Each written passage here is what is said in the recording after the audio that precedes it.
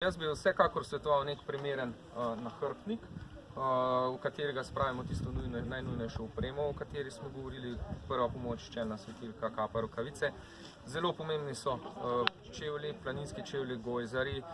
Za neke pohode so lahko tudi nizki pohodni čevlji, vendar govorimo o kvalitetnih čevljih.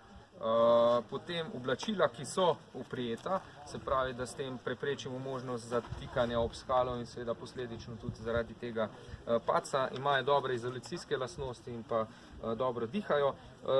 Svetoval bi čelado, tudi na lažjih poteh, sploh tam, kjer poti potekajo čez neka melišča, so mokre korenine ali pa pod steno. Letos je veliko padajočega kamenja zaradi podaljšane zime, pa tudi velike količine tega dežja. Čelada ščiti glavo v primeru padca, kot na koleso. Če pademo, bomo najprej z glavo udarili po tleh. Šele potem je zaščita pred nekimi takimi kameni, pa še te kamni, če padejo iz nekega metra, dveh, vse, kar je više, ponavadi vratni del hrbtenice ne zdrži, prihaja do notranjih poškodb. Zakaj težjega?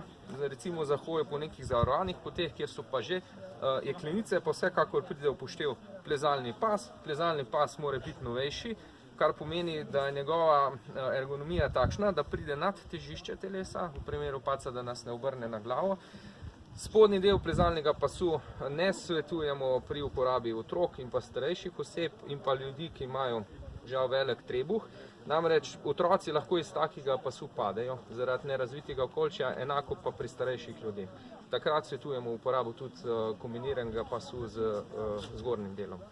To in pa potem ta samovarovalni komplet. Ta samovarovalni komplet pa služi temu, da se pripnemo na jeklenico in da smo v tem primeru nekega padca, da obstojimo na jeklenici, se pravi, da ne pademo dol. Seveda pa to spet ne pomeni 100% tisto varnost, namreč še vedno v nekih dolgih padcih lahko pride do, oziroma skoraj praviloma pride do nekih poškodb hrbtenice, gležnjev, rok. Oprema danes je dobra, kvalitetna in pa dostopna vsakomur. Bolj vprašljivo kot oprema je znanje uporabe te opreme.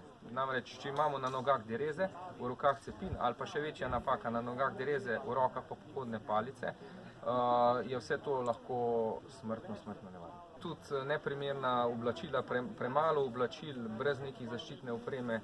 Jaz sam imam vedno tudi v poletnem času na hrbtniku rokavice, kapo, tudi neko lahko puhovko. Namreč vemo, da tudi julija, avgusta lahko v gorah zapade sneg. Temperature se spustijo pod ledišče, sploh če smo poškodovani, pa pride hitro do splošne poškodbe.